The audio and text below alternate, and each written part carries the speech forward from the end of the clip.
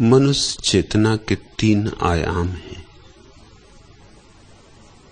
एक आयाम है गणित का, विज्ञान का, गद्य का। दूसरा आयाम है प्रेम का, काव्य का, संगीत का। और तीसरा आयाम है अनिर्वचनीय।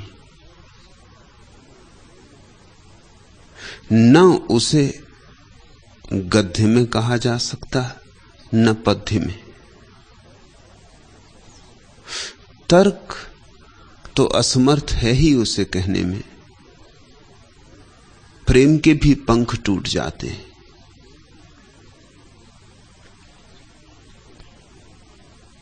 बुद्धि तो छू ही नहीं पाती उसे। हृदय भी पहुंचते पहुंचते रह जाता है।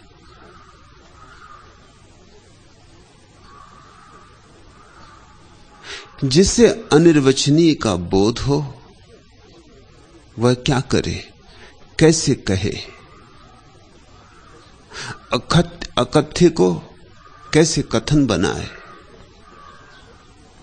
जो निकटतम संभावना है वह है कि गाए, नाचे, गुनगुनाए, एक तारा बजाए, कि ढोलक पे थाप दे, कि पैरों में घुंघरू बांधे, कि बांसुरी पर अनिर्वचनीय को उठाने की असफल चेष्टा करे। इसलिए संतों ने गीतों में अभिव्यक्ति की है। नहीं कि वे कवि थे, बल्कि इसलिए कि कविता करीब मालूम पड़ती है। शायद जो गद्य में न कहा जा सके, पद्य में उसकी झलक आ जाए। जो व्याकरण में न बंधता हो वह शायद संगीत में थोड़ा सा आभास दे जाए। इसे स्मरण रखना। संतों को कवि ही समझ लिया तो भूल हो जाएगी। संतों ने काव्य में कुछ कहा है जो काव्य के भी अतीत है, जिसे कहा ही नहीं जा सकता। निश्चित ही गद्य की बजाय पद्य को संतों ने चुना, क्योंकि गद्य और भी दूर पड़ जाता है, गणित और भी दूर पड़ जाता है। काव्य चुना क्योंकि काव्य मध्य में है। एक तरफ व्याख्य विज्ञान का लोक है, दूसरी तरफ अव्याख्य धर्म का जगत है, और काव्य दोनों के मध्य की कड़ी है। शायद इस मध्य की कड़ी से किसी के हृदय की वीणा बज उठे। इसलिए संतों ने गीत गाए। गीत गाने को नहीं गाए, तुम्हारे भीतर सोए गीत को जगाने को गाए। उनकी भाषा पर मत जाना, उनके भाव पर जाना। भाषा तो उनकी अटपटी होगी। जरूरी भी नहीं कि संत सभी पढ़े लिखे थे। बहुत तो उनमें गैर पढ़े लिखे थे,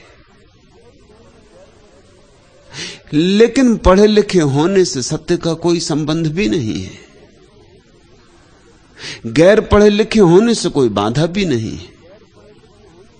परमात्मा दोनों को समान रूप से उपलब्ध है। सच तो यह है, पढ़े लिखे को शायद थोड़ी बाधा हो, उसका पढ़ा लिखापन ही अवरोध बन जाए। गैर पढ़ा लिखा थोड़ा ज्यादा बोला, थोड़ा ज्यादा निर्दोष, उसके निर्दोष चित्त में, उसके भोले हृदय में सरलता से प्रतिबिंब बन सकता है। कम होगा विकृत प्रतिबिंब, क्योंकि विकृत करने वाला तर्क मौजूद ना होगा। झलक ज्यादा अनुकूल होगी सत्य के, क्योंकि विचारों का जाल ना होगा जो झलक को अस्त व्यस्त करे। सीधा सीधा सत्य झलकेगा, क्योंकि दर्पण पर कोई शिक्षा की धूल नहीं होगी।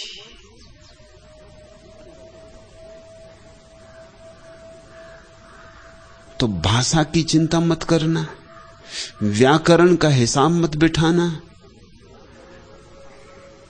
छंद भी उनके ठीक हैं या नहीं इस विवेचना में भी ना पड़ना, क्योंकि ये तो चूकना हो जाएगा, ये तो व्यर्थ में उलझना हो जाएगा।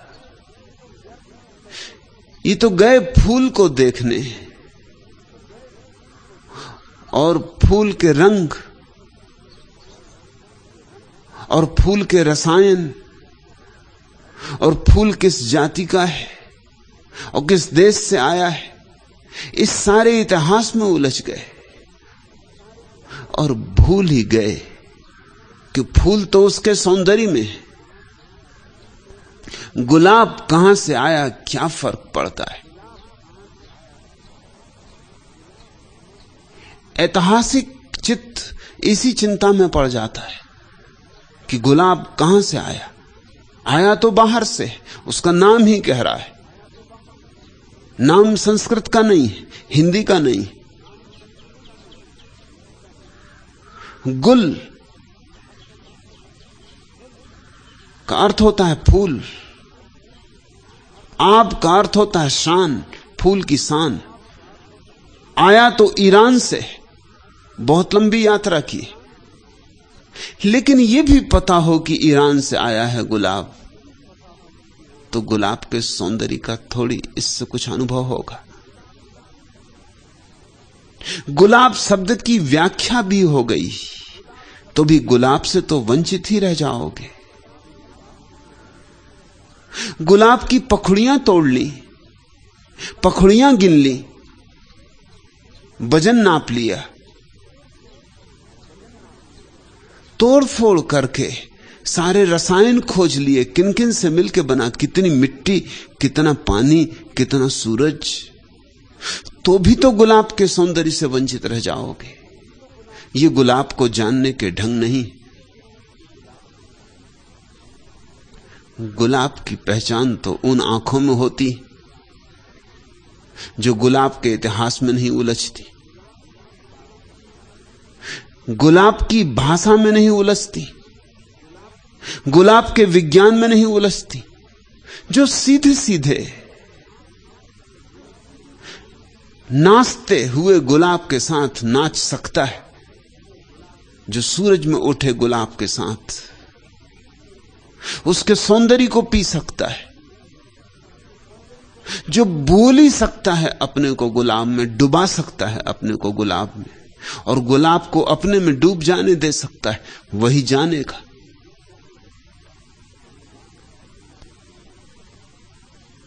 संतों के वचन गुलाब के फूल हैं। विज्ञान, गणित, तर्क और भाषा की कसौटी पर उन्हें मत कसना, नहीं तो अन्याय होगा। वे तो वंदनाएं हैं, अर्चनाएं हैं, प्रार्थनाएं हैं। वे तो आकाश की तरफ उठी हुई आंखें हैं। वे सब पृथ्वी की आकांक्षाएं हैं, चांद तारों को छू लेने के लिए। उस अभीप्सा को पहचानना, वह अभीप्सा समझ में आने लगे तो संतों का हृदय तुम्हारे सामने खोलेगा। उस संतों के हृदय में द्वार है परमात्मा का। तुम्हारे सब मंदिर मस्जिद, तुम्हारे गुरुद्वारे, तुम्हारे गिरजे परमात्मा के द्वार नहीं, लेकिन संतों के हृदय में निश्चित द्वार है। जीसस के हृदय को समझो तो द्वार मिल जाएगा। चर्च में नहीं, मोहम्मद के प्राणों को पहचान लो तो द्वार मिल जाएगा, मस्जिद में नहीं। ऐसे ही एक अद्भुत संत दरिया के वचनों में हम आज उतरते, फूलों की तरह लेना, संभाल के, नाजुक बात है, ख्याल रखना। फूलों को सोना जिस पत्थर पर कसते हैं उस पर नहीं कसा जाता है।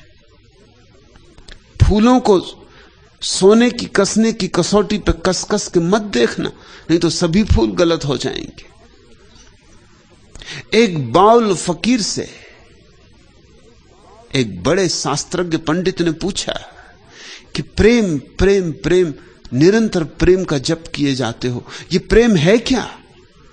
मैं भी तो समझूं, इस प्रेम का किस शास्त्र में उल्लेख है, किन वेदों का समर्थन है? वह बाउल फकीर हंसने लगा, उसका एक तारा बजने लगा, खड़े होकर वो नाचने लगा। पंडित ने कहा, नाचने से क्या होगा और एक तारा बजाने से क्या होगा? व्याख्या होनी चाहिए प्रेम की और शास्त्रों का समर्थन होना चाहिए। कहते हो प्रेम परमात्मा का द्वार है, मगर कहां लिखा है? और नाचो मत, बोलो, एक तारा बंद करो, बैठो। तुम मुझे धोखे में न डाल सकोगे। औरों को धोखे में डाल देते हो एक तारा बजा के, नाच के, औरों को लुभा लेते हो, मुझको ना लुभा सकोगे। उस बाउल फकीर ने फिर भी एक गीत गाया। उस बाउल फकीर ने कहा, गीतों के सिवाय हमारे पास कुछ और है नहीं। यही गीत हमारे वेद, यही गीत हमारे उपनिषद, यही गीत हमारे कुरान। क्षमा करें, नाचूंगा, एक तारा बजाऊंगा, गीत गाऊंगा, यही हमारी व्याख्या है। अगर समझ में आ जाए तो आ जाए, न समझ में आए दुर्भाग्य तुम्हारा। पर हमसे और कोई व्याख्या न पूछो, और कोई उसकी व्याख्या है ही नहीं। और जो गीत उसने गाया वो बड़ा प्यारा था। गीत का अर्थ था, एक बार एक सुनार एक माली के पास आया और कहा कि तेरे फूलों की बड़ी प्रशंसा सुनी, तो मैं आज कसने आया हूं कि फूल सच्चे हैं, असली हैं या नकली हैं। मैं अपने सोने के कसने के पत्थर को ले आया हूं। और वह सुनार उस गरीब माली के गुलाबों को पत्थर पर कस कस के फेंकने लगा कि सब झूठे, कोई सच्चे नहीं। उस बाउल फकीर ने कहा, जो उस गरीब माली के प्राणों पर गुजरी वही तुम्हें देख के मेरे प्राणों पर गुजर रही है। तुम प्रेम की व्याख्या पूछते हो और मैं प्रेम नाच रहा हूं। अंधे हो तुम प्रेम के लिए शास्त्रीय समर्थन पूछते हो और मैं प्रेम को संगीत दे रहा हूं। बहरे हो तुम, मगर अधिक लोग अंधे, अधिक लोग बहरे। दरिया के साथ अन्याय मत करना, यह मेरी पहली प्रार्थना। ये सीधे साधे शब्द हैं पर बड़े गहरे। जितने सीधे साधे उतने गहरे।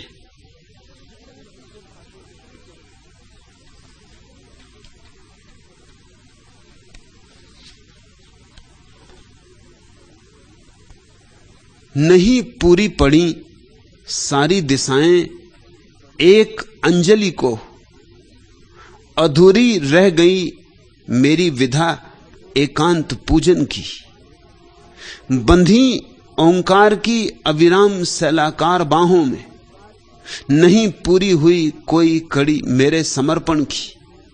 समूचा सूर्य भी आजन्म पूजा दीप की मेरे, न बन पाया अकंपित वर्तिका का शुभ्र नीराजन।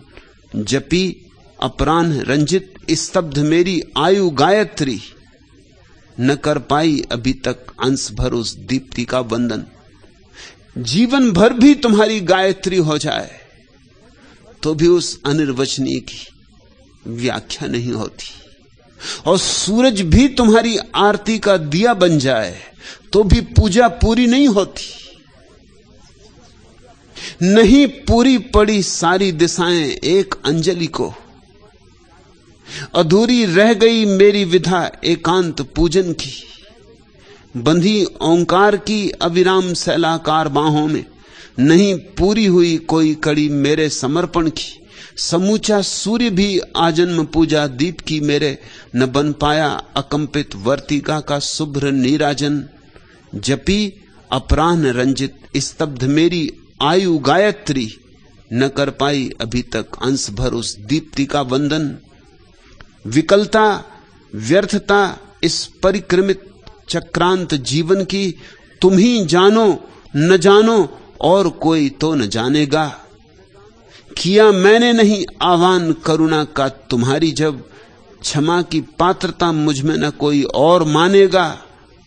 रहा विश्वास भावातीत मन की गतमयी लैसा, नियति मेरी रही केवल उसी संपूर्ति में पकती।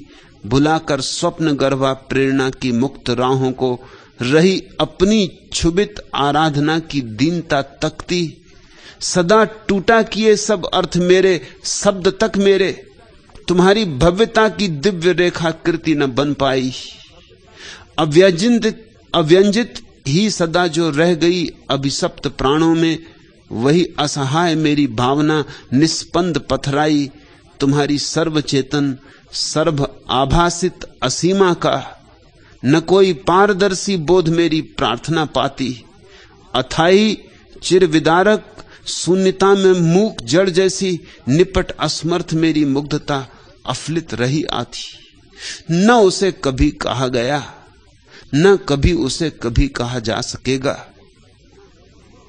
फिर भी बड़ी करुणा है संतों की कि अकथ्य को कथ्य बनाने की चेष्टा की है, जानते हुए, भली भांति जानते हुए कि नहीं ये हुआ है, नहीं ये हो सकेगा, लेकिन फिर भी शायद कोई आतुर प्राण प्यास से भर उठे, शायद कोई सोई आत्मा पुकार से जग जाए। जानते हैं हम भली भांति, सदा टूटा किए सब अर्थ मेरे शब्द तक मेरे, तुम्हारी भव्यता की दिव्य रेखा कृति न बन पाई। कौन बना पाया है परमात्मा के उस रूप को? कौन बांध पाया है रंगों में, शब्दों में? कोई रेखाकृति आज तक बन नहीं पाई। भुलाकर स्वप्न गर्भा प्रेरणा की मुक्त राहों को, रही अपनी क्षुभित आराधना की दीनता तकती। भक्त जानता है अपनी असमर्थता को, संत पहचानता है अपनी दीनता को। विकलता व्यर्थता इस परिक्रमित चक्रांत जीवन की, तुम ही जानो न जानो और कोई तो न जानेगा। और परमात्मा ही पहचानता है भक्त की असमर्थता, और परमात्मा ही पहचानता है भक्त की अथक चेष्टा। नहीं जो कहा जा सकता उसे कहने की, नहीं जो जताया जा सकता उसे जताने की, नहीं जो बताया जा सकता उसे बताने की। इसलिए बड़ी सूक्ष्म प्रीति भरी आंखें चाहिए, बड़ी सरल निर्दोष श्रद्धा भरी बाहें चाहिए, तो ही आलिंगन हो सकेगा।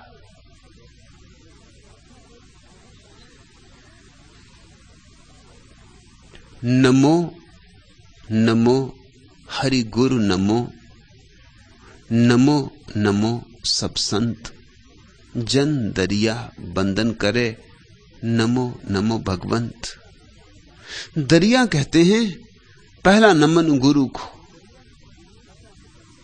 और गुरु को हरि कहते। नमो नमो हरि गुरु नमो, यह दोनों अर्थों में सही है। पहला अर्थ कि गुरु भगवान है, और दूसरा अर्थ कि भगवान ही गुरु है। गुरु से जो बोल जाता है वह वही है जिसे तुम खोजने चले हो। वह तुम्हारे भीतर भी बैठा है, उतना ही जितना गुरु के भीतर, लेकिन तुम्हें अभी बोध नहीं, तुम्हें अभी उसकी पहचान नहीं। गुरु के दर्पण में अपनी छवि को देखकर पहचान हो जाएगी। गुरु तुमसे वही कहता है जो तुम्हारे भीतर बैठा हरि भी तुमसे कहना चाहता है, मगर तुम सुनते नहीं। भीतर की नहीं सुनते तो शायद बाहर की सुन लो। बाहर की तुम्हारी आदत है, तुम्हारे कान बाहर की सुनने से परिचित है, तुम्हारी आंखें बाहर को देखने में निष्णात है। भीतर तो क्या देखोगे? भीतर तो आंख कैसे मोड़ें ये कला ही नहीं आती, और भीतर तो कैसे सुनोगे? इतना शोरगुल है सिर का, मस्तिष्क का, कि वह धीमी धीमी आवाज कहीं न मालूम कहां खो जाएगी। बोलता तो तुम्हारे भीतर भी हरि है, लेकिन पहले तुम्हें बाहर के हरि को सुनना पड़े, थोड़ी पहचान होने लगे, थोड़ा संगसांत होने लगे, थोड़ा रस उभरने लगे, तो जो बाहर तुमने सुना है एक दिन वही भीतर तुम्हें सुनाई पड़ जाएगा। चूंकि गुरु केवल वही कहता है जो तुम्हारे भीतर की अंतरात्मा कहना चाहती, इसलिए गुरु को हरि कहा, और इसलिए हरि को गुरु कहा है। नमो नमो हरि गुरु नमो। दरिया कहते नमन करता हूं, बार बार नमन करता हूं। नमन का अर्थ इतना ही नहीं होता कि किसी के चरणों में सिर झुका देना। नमन का अर्थ होता है किसी के चरणों में अपने को चढ़ा देना। ये सिर झुकाने की बात नहीं, ये अहंकार विसर्जित कर देने की बात है। नमो नमो सब संत। और जिस दिन समझ में आ जाती है बात, उस दिन बड़ी हैरानी होती कि सभी संत यही कहते थे। कितने भेदभाव माने थे, कितने विवाद थे, कितने वितंडा, कितने शास्त्रार्थ। पंडित जूझ रहे, मल्ल युद्ध में लगे। हिंदू मुसलमान से जूझ रहा है, मुसलमान ईसाई से जूझ रहा है, ईसाई जैन से जूझ रहा है, जैन बौद्ध से जूझ रहा है। सब गुत्थम गुत्था एक दूसरे से जूझ रहे हैं, बिना इस सीधी सी बात को जाने कि जो महावीर ने कहा है उसमें और जो मोहम्मद ने कहा है उसमें रत्ती भर भेद नहीं है, भेद हो नहीं सकता। सत्य एक है। उस सत्य को जान लेने वाले को ही हम संत कहते। जो सत्य से एक हो गया उसी को संत कहते। तो जिस दिन तुम्हें समझ में आ जाएगी बात, तो तुम बाहर के गुरु में भगवान को देख सकोगे, भीतर के भगवान में गुरु को देख सकोगे, और सारे संतों में बेशर्त। फिर ये भेद ना करोगे कौन अपना कौन पराया। सारे संतों में भी उसी एक अनुगूंज को सुन सकोगे। कितनी ही हो वीणाएं, संगीत एक है, और कितने ही हो दीप, प्रकाश एक है, और कितने ही फूल, सौंदर्य एक है।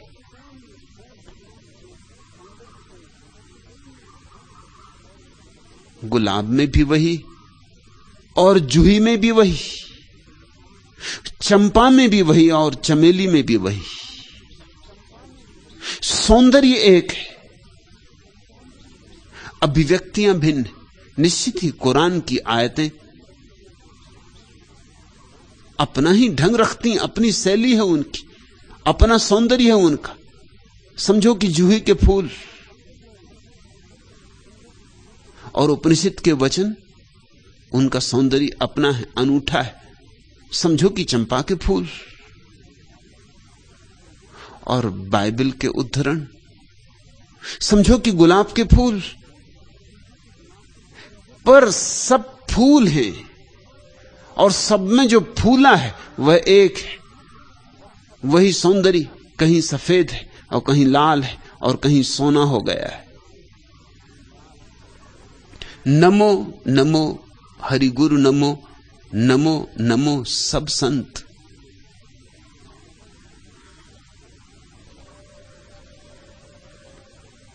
जन दरिया बंधन करे, नमो नमो भगवंत। और दरिया कहते हैं जिस दिन ऐसा दिखाई पड़ा कि बाहर भी वही, भीतर भी वही और सारे संतों में भी वही, फिर अंततः ये भी दिखाई पड़ा कि जो संत नहीं है उनमें भी वही। पहचान बढ़ती गई, गहरी होती चली गई। जन दरिया बंधन करे। अब तो दरिया कहते हैं कि मैं इसकी चिंता नहीं करता किसको बंधन करना, सिर्फ बंधन करता हूं। नमो नमो भगवंत। अब यह भी फिक्र नहीं करता कि संत है कोई कि असंत है कोई, अच्छा है कि बुरा है कोई। पहले दिखाई पड़ा था कि फूलों में वही है, अब कांटों में भी वही दिखाई पड़ता है। हीरों में दिखाई पड़ा था, अब कंकड़ पत्थरों में वही दिखाई पड़ता है। अब कौन चिंता करे, अब कौन फिक्र ले। अब तो सिर्फ बंधन करता हूं, सभी दिशाओं में बंधन करता हूं। सभी मंदिर मस्जिद गुरुद्वारे मेरे। अच्छों की तो बात ही छोड़ दो, बुरों में भी वही है। उसके अतिरिक्त कोई और है ही नहीं। इसलिए अब तो वंदन ही बचा। अब तो झुक झुक पड़ता हूं। अब तो वृक्ष हो तो पत्थर हो तो उसकी छवि हर जगह पहचान आ जाती। दरिया सतगुरु शब्द सो मिट गई खेचातान। बड़ी खेचातानी में रहा हूं कि कौन सही कौन गलत, कौन शुभ कौन अशुभ, किस मंदिर जाऊं, किस मूर्ति की पूजा करूं, किस शास्त्र को पकड़ूं, कौन सी नाव पर सवार हूं, कैसे भवसागर पार होगा। बड़ी खेचातान थी। दरिया सतगुरु शब्द सो, लेकिन एक बार सदगुरु का शब्द सुन लिया कि मिट गई खेचातान, कि सारी खेचातान ही मिट गई, क्योंकि उस गुरु के एक शब्द में ही सारे गुरुओं के शब्द समाये हुए। एक गुरु में सारे गुरु मौजूद हैं, जो हुए, जो हैं, जो होंगे। एक गुरु में सारे गुरु मौजूद हैं। भरम अंधेरा मिट गया, परसा पद निर्वाण। एक शब्द भी कान में पड़ जाए सत्य का, एक रोशनी की किरण प्रविष्ट हो जाए तुम्हारे अंधकारपूर्ण ग्रह में, तुम्हारे हृदय में एक चोट पड़ जाए, तुम्हारा हृदय झंकार उठे एक बार सिर्फ, बस काफी। भरम अंधेरा मिट गया। उसी क्षण मिट जाता है सारा अंधकार, भ्रम का, माया का, मोह का। परसा पद निर्वाण। उसी क्षण उस महत पद का छूना हो जाता, हाथ में आ जाता है, स्पर्श हो जाता निर्वाण का।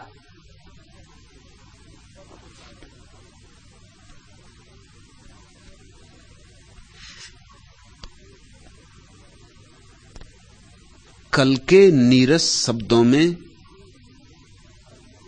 करनी है बात आज की, अभिव्यक्ति भावना अपनी भाषा में समाज की। है विवश किंतु कर देता कवि को उसका ही स्वर। माना कहना है कठिन किंतु है मौन कठिनतर। कविता साधन ही नहीं, साधना साध्य सभी कुछ। मंदिर, वंदना, प्रसाद और आराध्य सभी कुछ। भ्रम है कहना निर्माण किया कविता का कवि ने। रचना की थी या जगा दिया कमलों को रवि ने। यह दूर हटा दो शब्दकोश, है व्यर्थ खोजना। इस मुद्रित पुस्तक में यह जागृत शब्द योजना। मेरी कविता का आस है तुम इस क्षण से पूछो, सुन सको प्रतिध्वनि मन में यदि तो मन से पूछो, मिल सकता तुमसे यदि मैं इतनी दूर न होता, शब्दों का आश्रय लेने पे मजबूर न होता, सांसों में साकार स्वयं बन जाती कविता, तुम सुनते मेरी बात स्वयं बन जाती कविता।